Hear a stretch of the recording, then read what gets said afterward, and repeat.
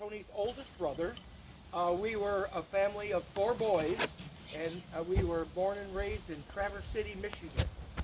And as you look at Michigan, it's like this, and it's on Great Lakes on Grand Traverse Bay. And so we had 4 seasons, and we had a storybook childhood. We skied in the winter and learned to ice skate, swam in the lakes, and played in the rivers. My dad was a hardware man. In fact, the whole Bain family was in the hardware business, and we were raised with tools and equipment. My dad was an electrician in the Navy, and so my dad was very free to let us play with all his tools, and we got a good start in learning how all these tools worked and what they were for, and we kind of used that through the rest of our life. Tony and I graduated from the same high school, and after graduation, I went to Western Michigan University and got a degree in speech pathology and a minor in psych, and was working for the school district in Grand Rapids, Michigan. Tony was just graduating, and he decided to go to Grand Valley State, which was in Grand Rapids. And so we moved into an apartment that had an auto shop up front. And we were crazy about foreign cars, especially British cars. I think he owned an English Ford, and I owned a Boston Healy. And we were crazy about these things, and we were crazy enough to go into business in repairing them. As a school district employee, I was kind of off on summers, and that's the season for sports cars there, because Michigan at that time was a Detroit iron state, and they kind of laughed at these little foreign cars with rag tops and all that stuff. But we continued to love these things, and we were involved in such a way that we had parts suppliers in Chicago, and they would put the parts on a bus, and the next day they would arrive in Grand Rapids.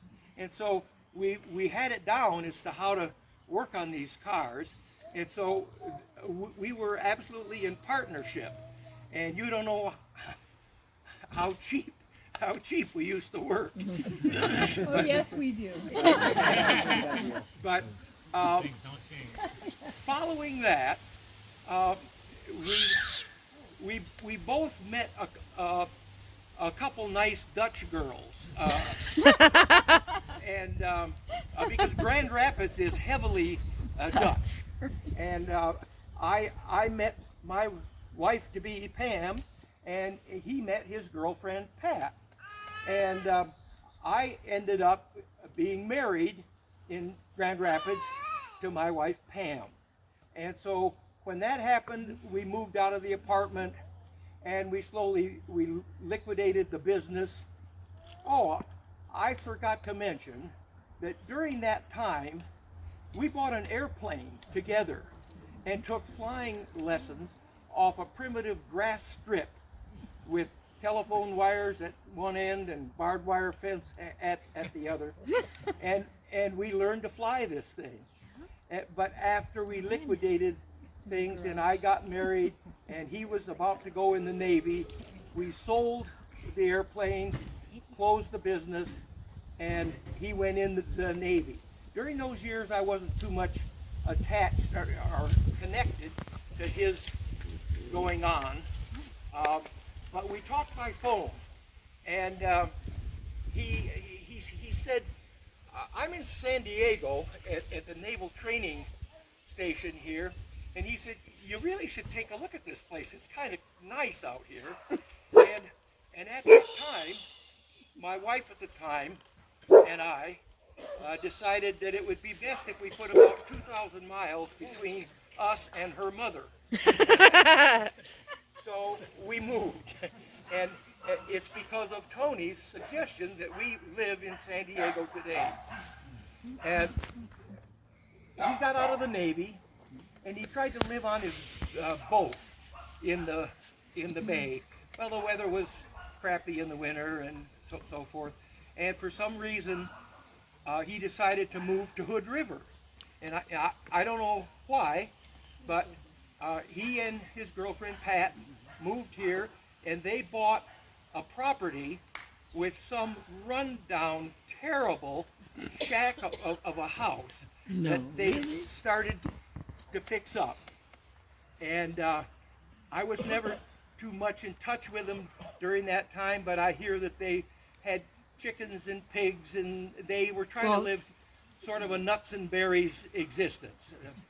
Well, for reasons unknown to me, that relationship failed at that time, and Tony met Nan, and they got married, and this is their 35th wedding anniversary today.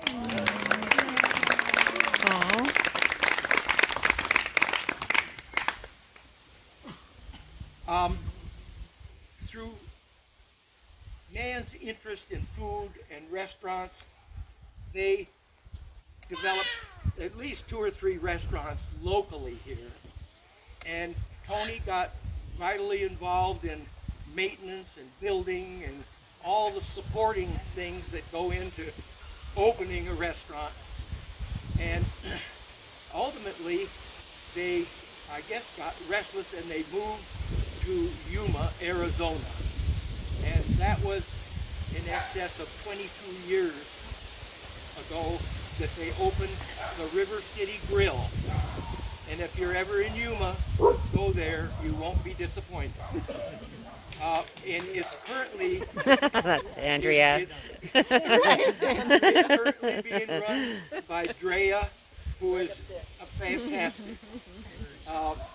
And she does a great job in supporting Nan, and they've got steadfast customers that have been with them for years, and it's still going strong. Of course, better in the winter season when the snowbirds all arrive. During that time, Tony was a sailing enthusiast for his whole life, and he's always maintained a sailboat in San Diego Bay. And so these last 20 years, he would come from Yuma, go enjoy his sailboat, and then he would go to the restaurant wholesale house and pick up a load of groceries and restaurant supplies, truck them back to Yuma, because as thrifty as he was looking for a deal, and they had lower prices than you'd find in Yuma. So anyway, in those years, he would come by our house, occasionally stay at night, and especially if the weather was bad, but a lot of times he'd just stay on his boat, and come Monday morning, another trip to the wholesale house and back to Yuma. And he happened to drive a little Scion. If you know what that is, it's a very small car. And he'd load that thing until I thought the tires were going to burst. but you couldn't talk him out of it.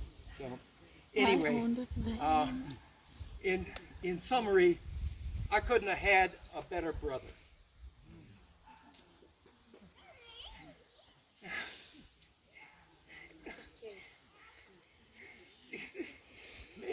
May he rest in peace.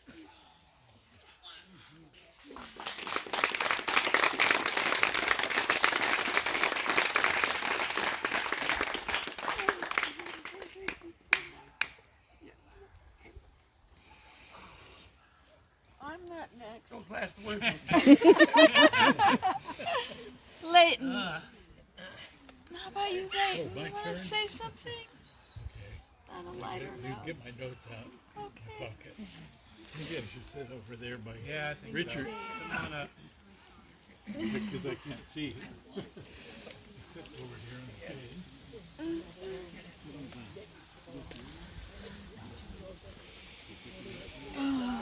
Okay, this is gonna be hard. See everybody here. It's been a long time since Dan and Tony. It's been a long time since Dan and Tony's last party when they got married. Can you hear now? Yeah. I had a couple notes, things I wanted to make sure I didn't forget about Tony. Tony's World, that was the name of the. Tony's World was so unique in my eyes. Up here, the best fix-it man I've ever known in my life. There wasn't anything that Tony couldn't do. And in fact, if he couldn't do it, it couldn't be done. I was a firm believer in Tony's ability to do that. First time I met Tony, he was building these beautiful cabinets at the Nepal house over in Odell. That was about 40 years ago.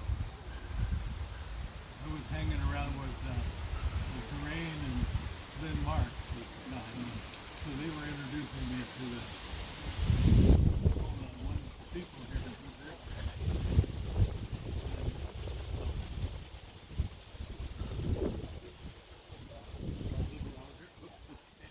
Maybe stand up. All right.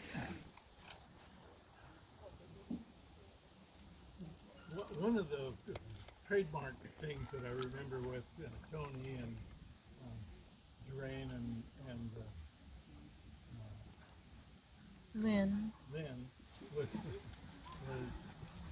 going to Chud's and drinking beer. I don't know whether you know where Chud's is. Oh yeah. It's a little downstairs place and down Hood River. And it was so much fun, and I was thinking, these guys are really genuine people. That was me, you know, it wasn't, I'm not going to say California flunk, because I came from that background. But I don't know, it's just everybody seemed to have the individuality that make this such a marked community. And I'm so proud to be a part of it. 40 years now. And that's how long I've known Dan and Tony. Well, Tony I met first time at his 40th birthday party. Wow. Surprise birthday. And he was the most popular guy in town. Everybody wanted to go to Tony's birthday party.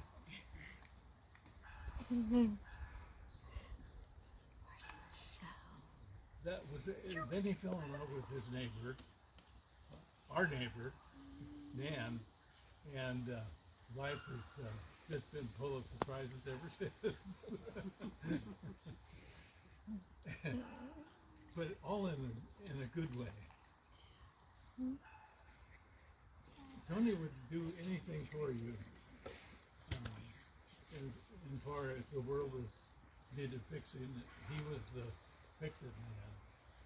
And I can remember I have this 250-year-old desk that my parents gave me, and it had one of those strange old keys, you know, that was like you can lock somebody up in jail, and it stopped working. And this was a desk that meant a lot to me. And so I asked Tony, do you think you could fix that? Oh, sure. And he asked Christine for a tube of lipstick and began to fool with it and fixed it. And I couldn't, this was after a couple of locksmiths had taken a look at it, and they couldn't figure out what to do.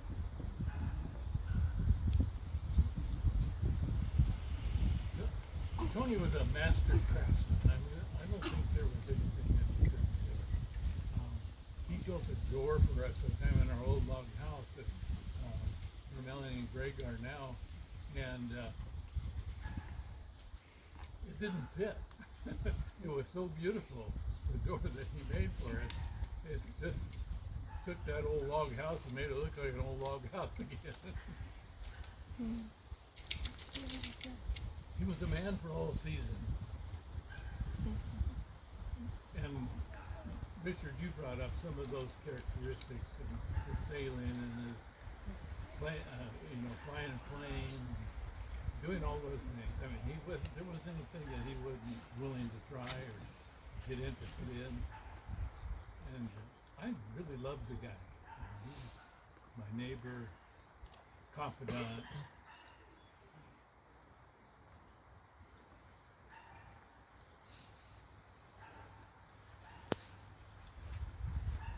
Sorry. Renew my memory.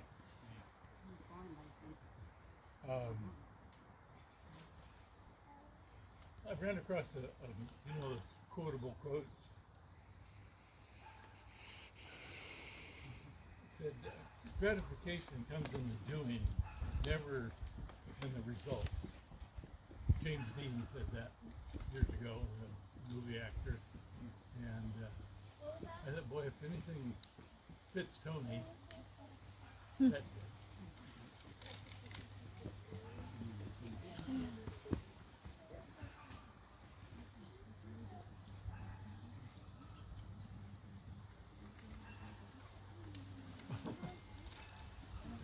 Another thing about Tony I love is that he never bought anything new except groceries.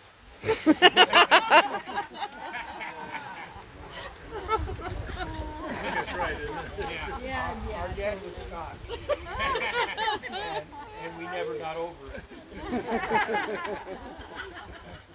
Oh, I don't know what that's the rest of the MC program that's was, good. but perhaps there's other people in Yeah, the audience I think who would like Doug's to say a few words about Tony.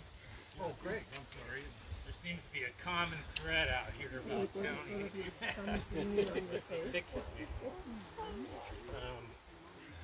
We're doing fine as we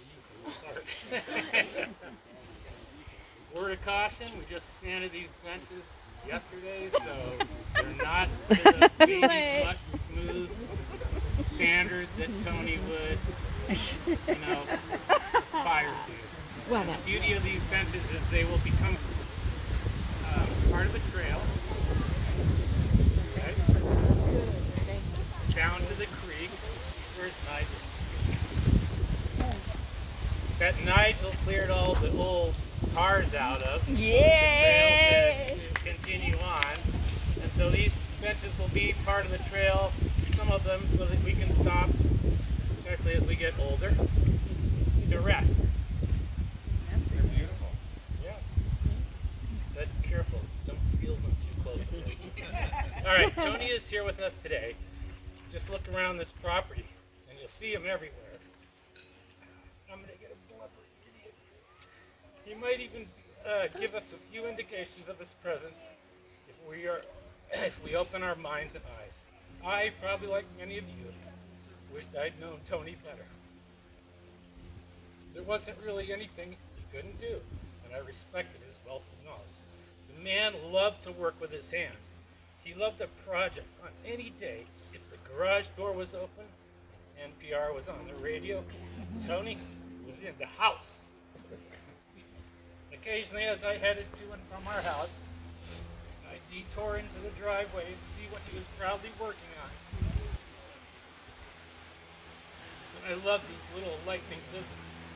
New cabinets for the kitchen, new doors for the deck, a new roof, something electrical, the next Subaru part, my chainsaw, broken chair, floor joist, the furnace, new entryway, the boat, you name it. Tony could do it, always with a smile and a little bit of that impish flair. it's true. Unique impish flair. Of course, and I think Nan will confirm, there was only one way to do it, the right way, the nobody else can do it way, the Tony way. He wasn't in the garage under the car, hanging a cabinet, fixing the irrigation. Tony was taking a short break to make a coffee on the large industrial espresso machine that resides in the kitchen today. He loved those breaks, and if you stopped by, he always offered a coffee, hot chocolate or a beer, and just wanted to just sit and chat. He never was too busy to take the time. As time went by, Tony continued to deal with his illness almost as some sort of inconvenience. After all, it was just getting in the way of his next project. He stayed positive and upbeat, and at one point, sitting on the back porch, he reflected and said, "I have no regrets in life." What a comforting thought to have, I thought.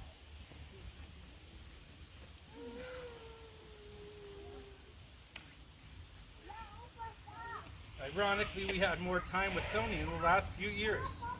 He and Nan stayed longer in the fall for Tony's treatment. By now, my wife and I had moved off this hill and onto our new property. We'd cleared lots of trees and grateful to share lots of wood with Nan and Tony to heat their house in a season Tony wanted nothing to do with. And speaking of our new house, we needed a little shelf for our bathroom and wanted to see if Tony would help build it. "Only an hour's work," Robin said. "Of course," he said. So we went up with the shelf pieces, and Tony and I proceeded to the garage while Nan and Robin shared time on the porch. Tony struggled with the fact that we didn't have one continuous piece of wood to back the shelf. "But we have these pieces," I said. I knew this wasn't the right way, the Tony way, but without hesitation, he glued them up, and the back of the shelf was created. As always, he taught me something. In this case, how to avoid cutting off valuable appendages while using the table saw, and the value of a cabinet scraper. "Everyone should have a cabinet scraper," he nodded. He said. I nodded, having not a clue where to get one or when I might use it. These Tony lessons always came with a smile, and again, that impish flair. The short hour of work Robin promised turned into an entire afternoon, which made the experience just that much better. I had a beer, Tony a coffee, and now every day when I go to sit on the throne and reach for the roll, Oh. I get to think of Tony and the day we built the awesome show. Aww. Tony was an extremely proud man, and as time went by, he never let on just how tired and crappy he was feeling. We could see him dwindling, pale, skinny. He came to Thanksgiving at Ruth and Nigel's house, and even though he'd been puking all morning, walked in, smiling, cracking little imps, like nothing was wrong, just happy to hang with friends. He was told he had 12 to 18 months, and took that as nothing but positive. They had planned to make their Yuma migration a week or so after Tony's last treatment, but an impending early snowstorm in the Siskiyous had them scramble. Hiding what only Tony knew, they scrambled, loaded up what he called the livestock, and headed to Yuma. 2 days later, mission accomplished. Tony got Nan to Yuma, and several days later he crossed over.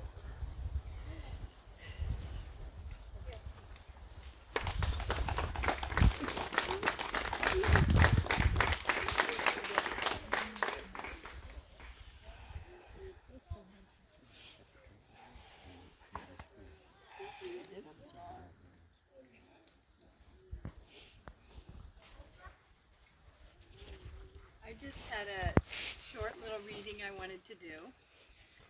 And I think we've read some books about how when a person's spirit leaves or they pass on, that they're still all around you. You'll have signs, you'll have little things where you see them all the time. And this just kind of speaks to that. This does not mean the man is lost or has disappeared forever. For although he no longer walks beside you, he still remains in the time and place of memory. And this is where he will appear again and again, as often as you will seek him. Not only in the places where he has always been, but where he could not be then, yet will be now. In the silence between footfalls along a path, in the scent of wood smoke from a fire, around which you will sit alone. I'm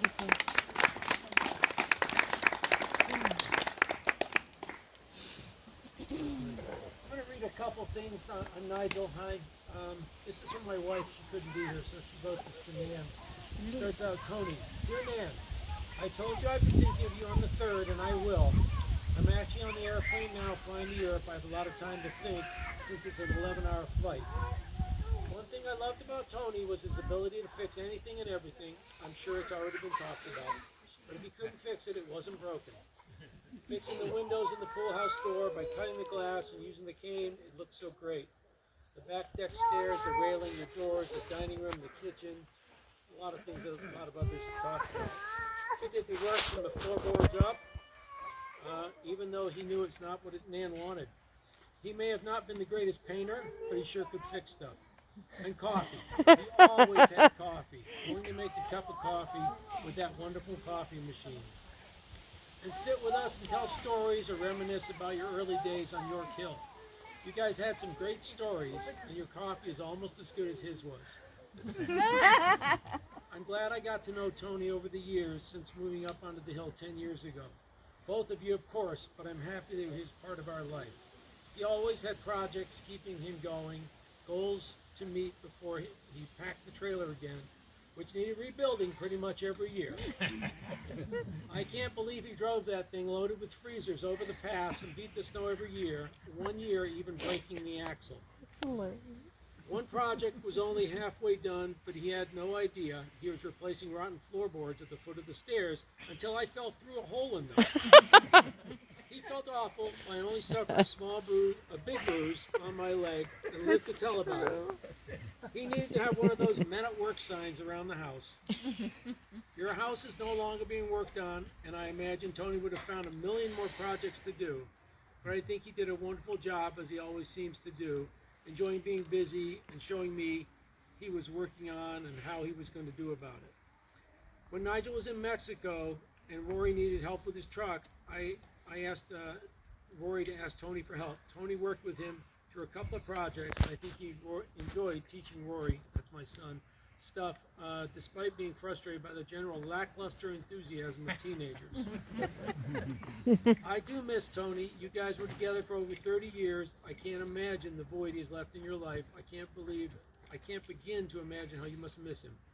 I had someone take it from me that was my whole life, but only 10 years of it. To have someone in your life 35 years and then be gone, I can't fathom that. I miss Tony. I miss that he's not there for you at this point. I guess all you can do is keep him in your heart. He is part of you and always will be. You are the person you are because he was an important part of your life for so long, and you still are. He's still a part of you that will always be. It will be harder and slowly get easier without him as time goes on. Your happy memories can be filled with laughter and love instead of sadness. That was from Ruth. I got to know Tony and Nan about 10, 11 years ago when we moved up here on the hill, and I had a wonderful time getting to know both of them. Last year I hurt my back, and I couldn't do much for about 6 months, and so I spent a lot of time with Tony actually during that time because there wasn't a whole lot else to do. So I'd come over here maybe 3 times a week and have coffee with Tony. We both sailed a lot in our lives, so we had that to talk about in projects. So I miss Tony.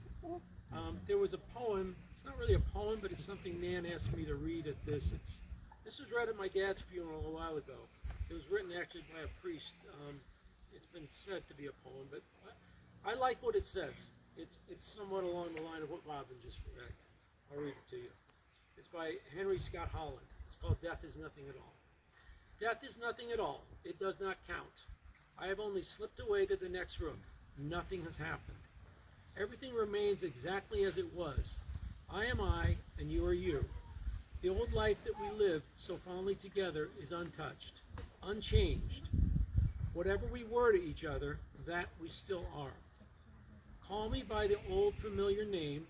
Speak of me in the easy way which you always used to. Put no deference into your tone. Wear no forced air of solemnity or sorrow. Laugh as we always laughed at the little jokes that we enjoyed together. Play, smile, think of me, pray for me. Let my name be ever the household word that it always was. Let it be spoken without effort, without a ghost of shadow upon it. Life means all that it ever meant. It is the same as it ever was. There is absolute and unbroken continuity. What is death but a negligible accident? Why should I be out of mind? Because I am out of sight. I am but waiting for you for an interval, somewhere very near, just around the corner. All is well, nothing is hurt, nothing is lost. One brief moment, and all will be as it was before. How we shall laugh at the trouble of parting when we meet again. Thank you.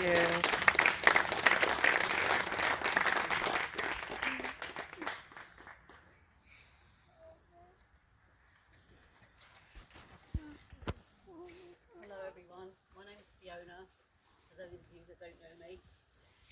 And I've got something that I'd like to read to you today about Tony. So, I met Nan and Tony during the summer of 1996 when I went to work for them as a waitress at Big City Chicks. I learned fast that Nan and Tony were a power duo. Nan as a chef and Tony is the man of all fixes. He was Jimmy Fix-It or Jimmy Riggett. One day, Tony, who did not ordinarily work in the restaurant, asked me on a busy evening, "How can I help?" I said, "Yes, give the lady on table 5 tea." Upon visiting the table, the lady showed me her tea. It was a tea bag in a cup with no water in it. It was a bone-dry cup of tea. I didn't let him ever live that one down. From then on, Tony always used to like saying to me in an English accent, "Fiona, are you having some tea?" In 2000, the year 2000, my son and I moved up here to care for the house and Lucy, their older dog, for just one winter. My Nan and Tony went off on their Toyota Dolphin motorhome for a vacation, something they very rarely did. A couple of weeks later, Nan called to say, "Guess what? We bought a restaurant in Yuma." Instead of just staying the winter, Cam and I ended up living here for almost 5 years. They both made us so welcome. It was a match that worked really well. Nan and Tony were getting the restaurant in Yuma going, so had someone to care for their house during the cold Oregon winters. I got to know them both really well. We both got to know them both really well. Tony was a great teacher. He had patience, a great sense of humour, and I always thought he was calm under pressure most of the time, other than the time the bird flew out of the fireplace and he let out a high-pitched scream like a girl. I couldn't stop laughing, and after a while he made sure that I understood that that was only between him and me. He was never going to know. So I thought today was the perfect time to share it with him. Once Tony and I pretended we were man and wife. My son and I had popped down to see Nan and Tony in Yuma, and we went out for a day trip to a nice market, but it ended up it was in Mexico. After realising that I didn't have my passport, we had to come up with a plan of how we would get back stateside, because the original plan of me repeating over and over again for hours on hours, Nan, "Hello, my name's Fiona, and I'm an American citizen." We realised that was not working out very well. So we told my then 2-year-old son Cameron, "If you pretend to be asleep until we tell you to open your eyes, then you can have a packet of cookies at the other end. Just lean on Uncle Tony or Daddy Tony today." I also pretended to be asleep, leaning on Tony's shoulder, and we returned unscathed to Yuma. Tony was always smiling. I felt calm in his presence. I'm really going to miss that. I always felt so fortunate to be able to go sailing with him. During the early 2000s, Nan slipped down the boat stairs and hurt her back, which put her off going on the boat for a while. So Tony would ask me to go, and I loved it. I went as often as possible. Tony was so much fun to learn from. I always felt safe. Even the time the shit hit the fan, I didn't even realise it had hit the fan until we docked. And then that's how good he was at remaining calm. He was a smooth operator. He was always calm under pressure. Tony really enjoyed using his boating skills by saving kiteboarders who had been separated from their gear or returning lost equipment. Sailing with him was always a fun adventure. I love Tony's humour. He was a teaser. And anyone that knows me knows I love to tease too. But Tony was an honest man as well. So honest that on one occasion in my life, I'd put some weight on in the bum region.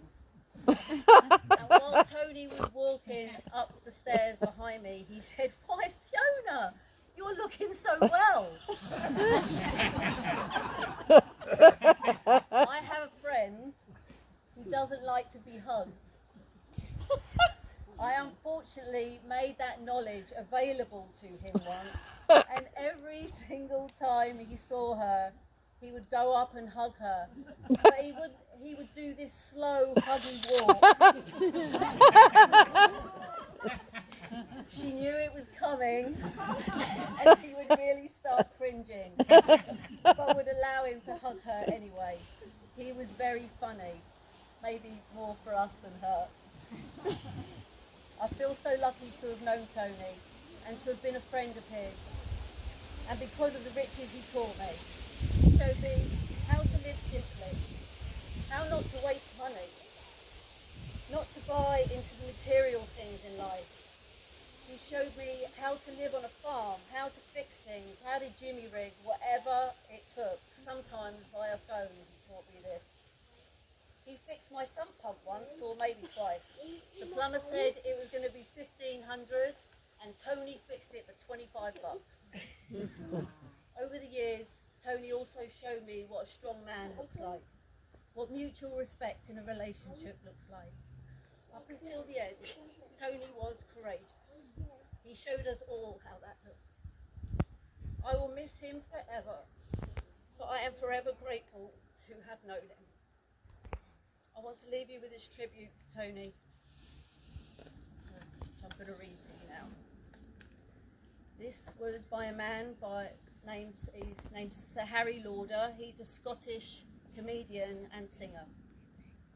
And he loved to tell about an old lamplighter in the village where he grew up as a boy. Here it is.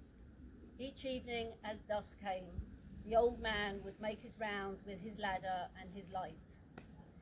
He would put the ladder up against the lamppost, climb up and lamp the light, and light the lamp. He'd step back down, pick up the ladder and proceed to the next lamp. After a while, said Sir Harry, he would be down the street and out of sight. But I could always tell which way he had gone from the lamps he had lighted and the glow he left behind. Life's highest tribute would be to live in such a way as to deserve words. I could always tell which way he went by the light he left behind. Thank you.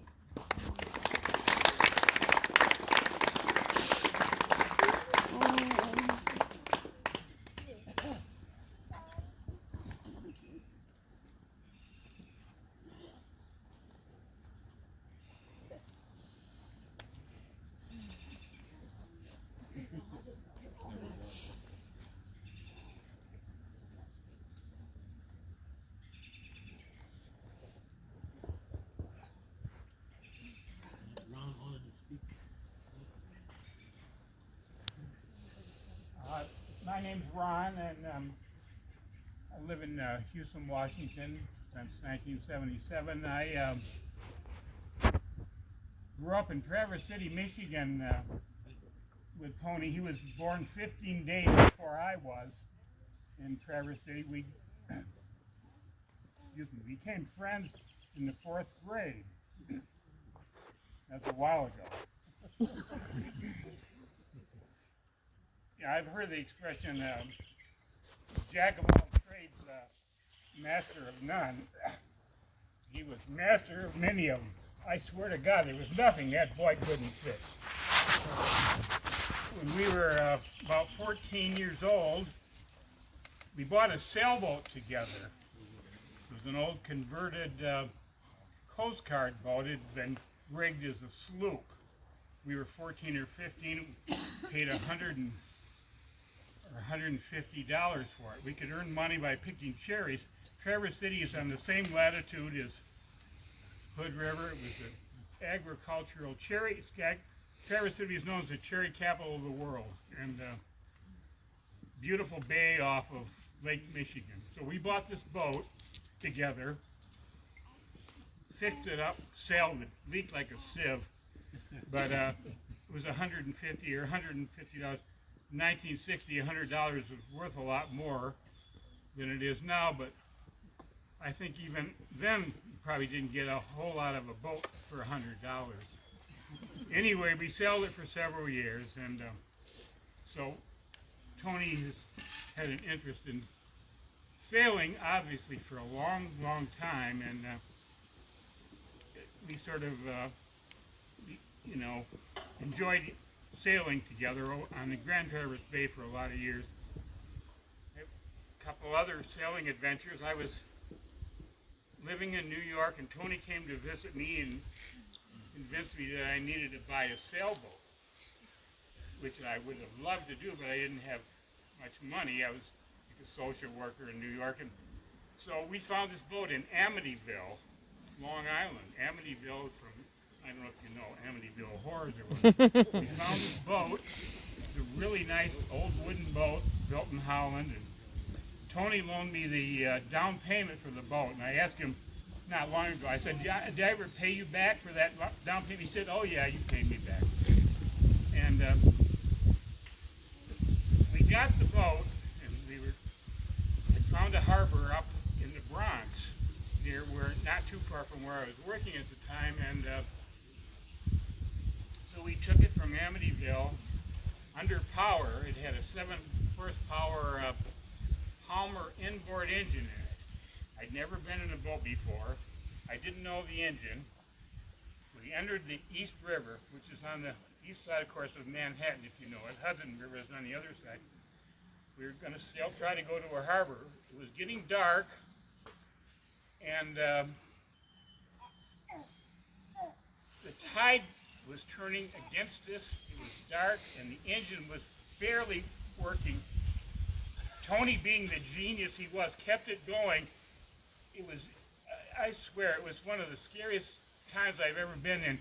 We had a chart, and we found a slough. It's called the Steinway Slough. We found out later is where the Steinway pianos were built. But anyway, he kept that motor going. Somehow, I wouldn't have been able to do it. And we found this slough. We tied up at an old rotting off wharf.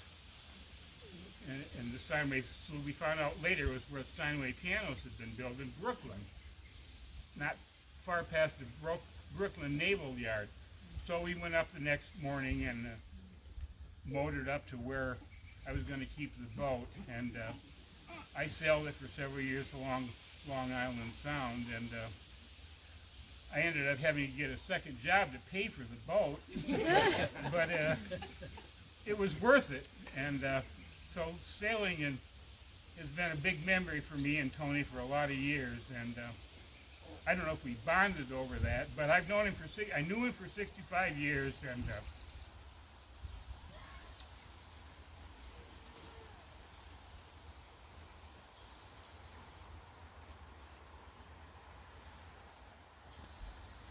I came out here to visit once. I was between jobs in New York, and Tony said, come out and visit me. He was in Hood River. He was raising goats and chickens, and he said, come and look at my house. I want to go back to Michigan, where we grew up. And so I came out here, and he went back to Michigan, and I fell in love with the area. Very similar area to Traverse City. Fruit growing, tourist attractions, and so I fell in love with the area, and I went back to the East Coast, met my wife, Mary, and we've been married for 45 years, and we built a nice house over in Houston. But Tony's had tremendous influence on my life, and glad to have known him. Glad he was my oldest and largest friend.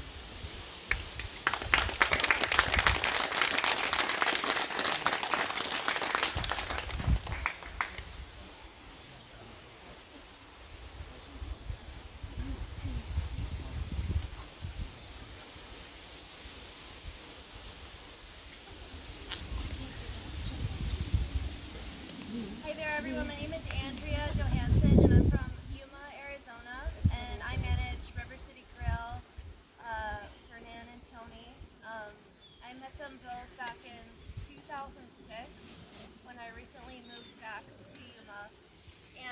I heard they had the best restaurant in all of Yuma, and so naturally I wanted to work there.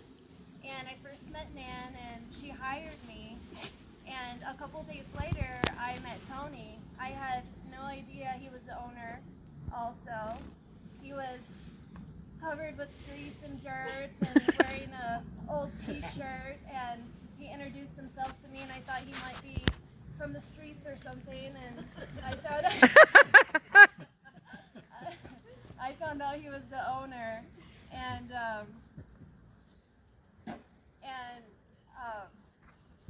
I can't say enough nice things about him. I mean, I haven't known them as long as many of you all, but to me it's been a lifetime because of the impact that they have both made on my life. And I'm so grateful to both of them. And I'm so proud to work at the best restaurant in Yuma.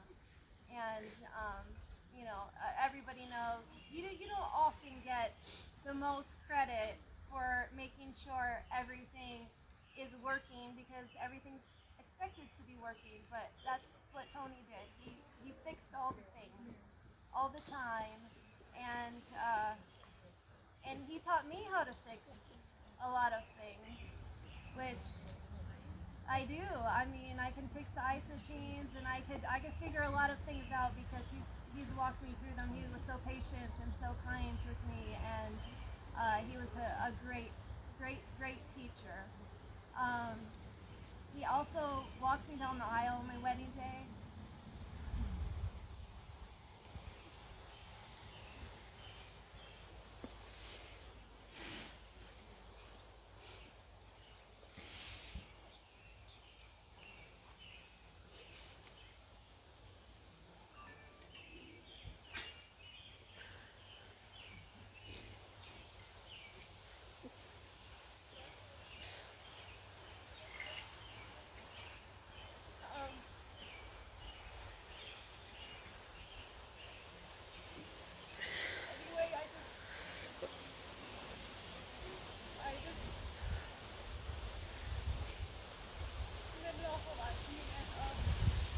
Live on in all of us and all the things that he fixed and all the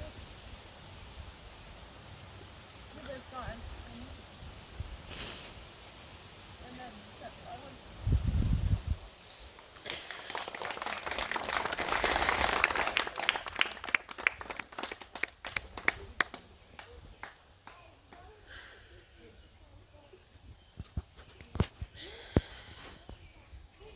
both here in the river and in San Diego, sailing with him on Peregrine and with other sailors there with the Sailing San Diego group that were a very active sailing group. I wish we had that same enthusiasm for sailing as they do there.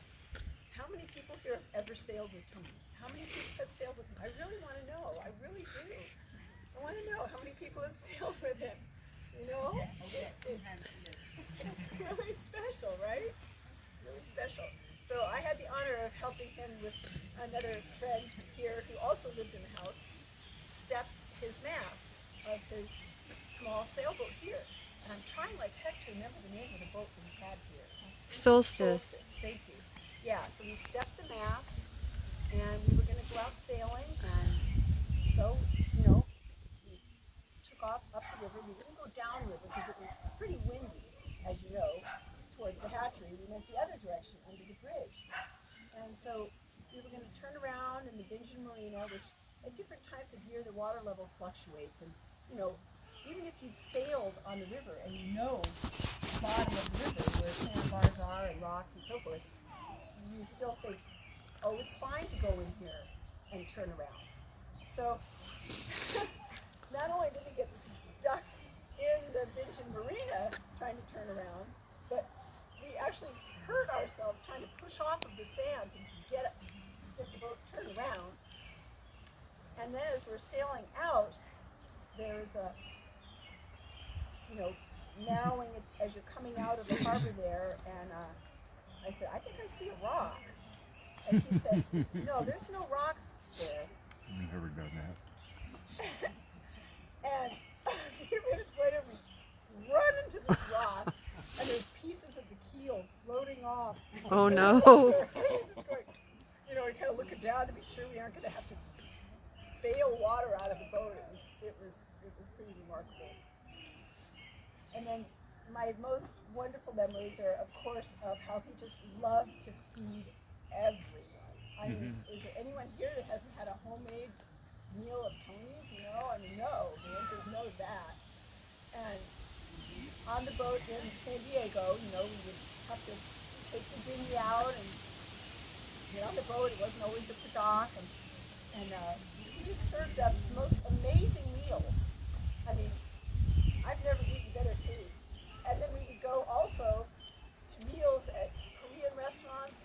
Pho was one, and tasting the food, and he would be analyzing what flavors were in it to try to recreate these wonderful flavor variations from other cultures and foods from around the world. But he was the best chef I've ever known. Boy, did we miss him, Big City Chicken Town. Anyway, that's all I wanted to say about him. So I'm just blessed to have had the experience of sailing with him and learning, you know, as much as I can. I'm still sailing. Yeah, still sailing. As we always used to say, we look over at Nan and say, you can't take that guy anywhere. Yeah. A jack of all trades, and he was smart as a whip. We used to kick the girls' ass playing Trivial Pursuit regularly up there. You know, Tony and I were on a team, and Nan and Kristen were on a team, and Kristen would always cheat.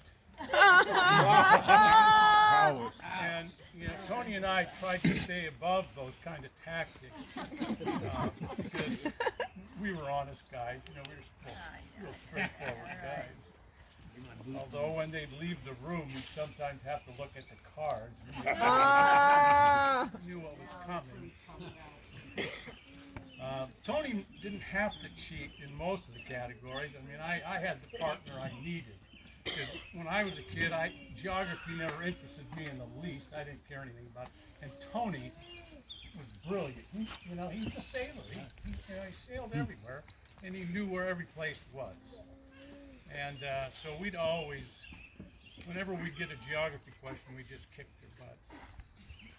They're over-consoling each other now because I think they remember how bad it used to get. Still, I'm sure Tony is up there right now with the Trivial Pursuit gods,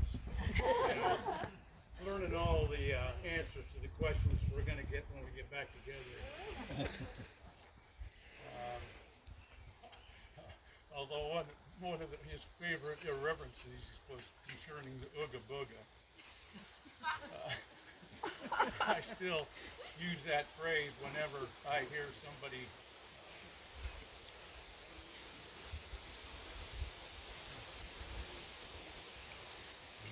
who would have offended Tony by saying what they did. And Tony was a master of everything. And we were tight for a long, long time.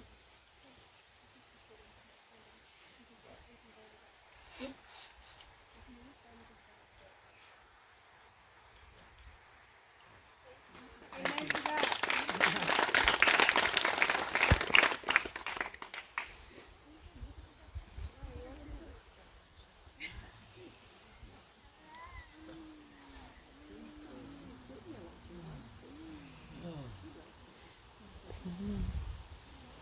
Okay. If no one else wants to speak, thank you for everybody that did. There's still a table full of dessert. Bunch of desserts still. Food. And if you didn't get enough